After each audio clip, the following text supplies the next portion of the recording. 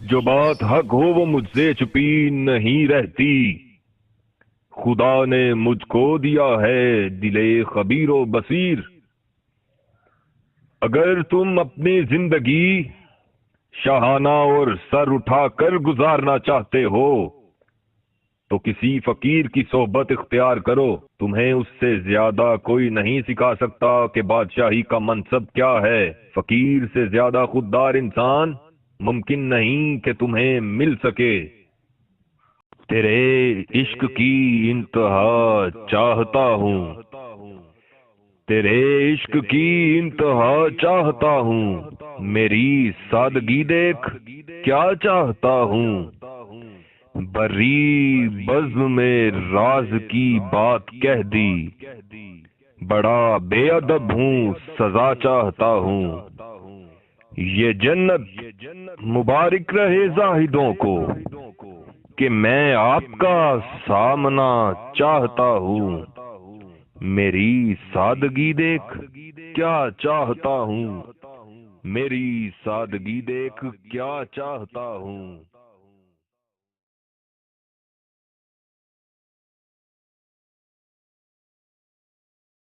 قرآن کے نزدیک قلب کو قوت دید حاصل ہے اور اس کی اطلاعات بشرط یہ کہ ان کی تعبیر پوری صحت سے کی جائے کبھی غلط نہیں ہو سکتی۔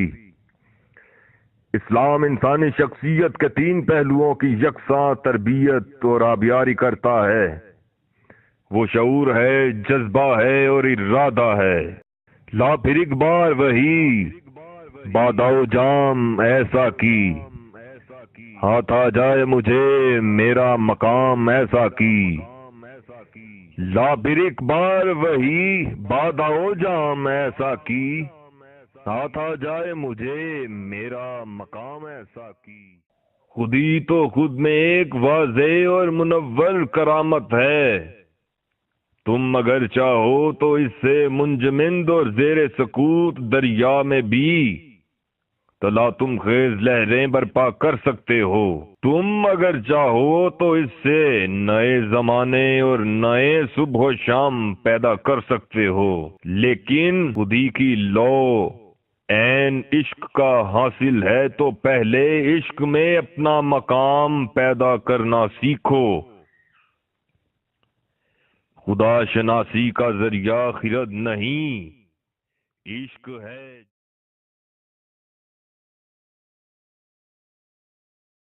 قومیں فکر سے محروم ہو کر تباہ ہو جاتی ہیں، اور فکر کا بنیادی جزو علم ہے، اور علم کی ابتدا محسوس کرنے سے ہوتی ہے۔ اگر تم آج اپنے کل کی بہتری کو محسوس نہیں کرو گے تو علم کی طرف کبھی بھی بڑھ نہیں پاؤ گے اور تمہاری فکر منہدم ہو کر رہ جائے گی۔ اے میری نوجوان نسل، تمہیں شاید معلوم نہیں کہ میں شبوں کو اٹھ کر تمہارے حق میں دعا کرتا ہوں۔ جب بھی مانگتا ہوں یہی مانگتا ہوں، جوانوں کو میری آہیں سحر دے، پھر ان شاہی بچوں کو بالوں پر دے۔ خدایا آرزو میری یہی ہے، میرا نور بصیرت عام کر دے، میرا نور بصیرت عام کر دے۔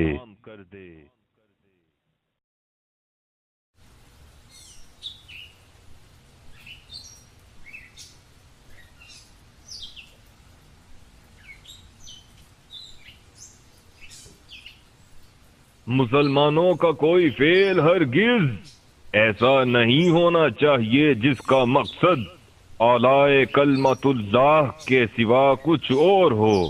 اسلام پر ابتلاء و آزمائش کا ایسا وقت کبھی نہیں آیا جیسا وقت اسلام کو آج درپیش ہے، مگر اسلام اب بھی ایک زندہ قوت ہے، وہ قوت جو ذہن انسانی کو نسل و وطن کی قیود سے آزاد کرا سکتی ہے۔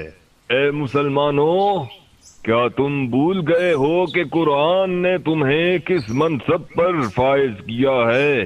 تم اگر چاہو تو اس ملت کے جذب خاکی میں پھر سے روح پھونک سکتے ہو۔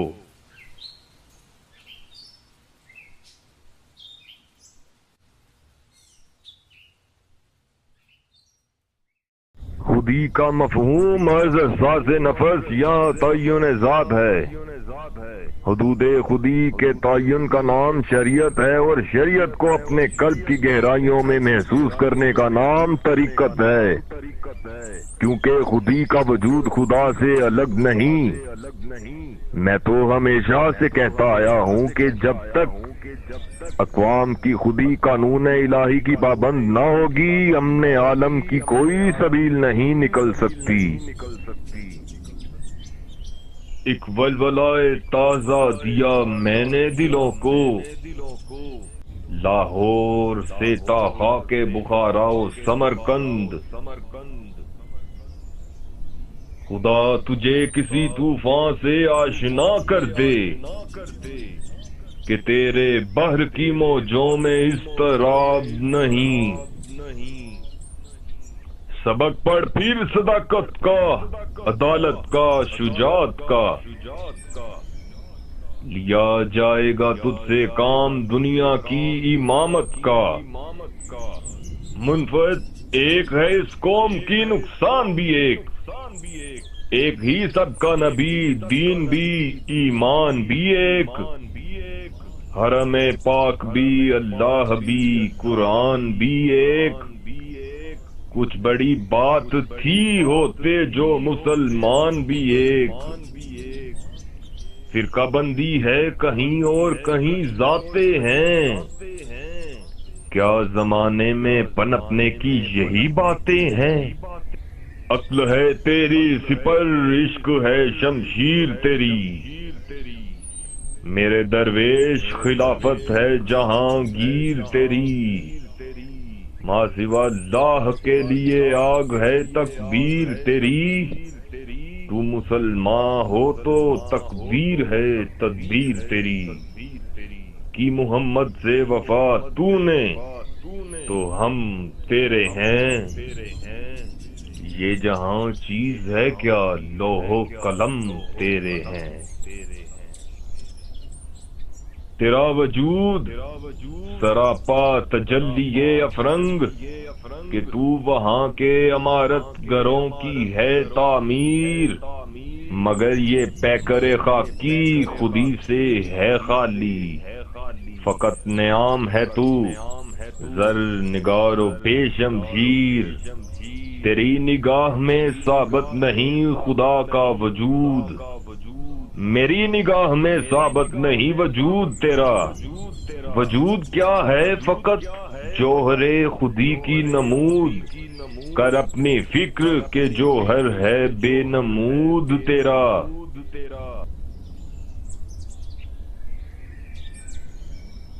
If you people think that Iqbal has died and efficacy of his discourse has come to an end, it will be better to see if you can. It will be better to listen if you can, and try to feel if you are no more than apathetic.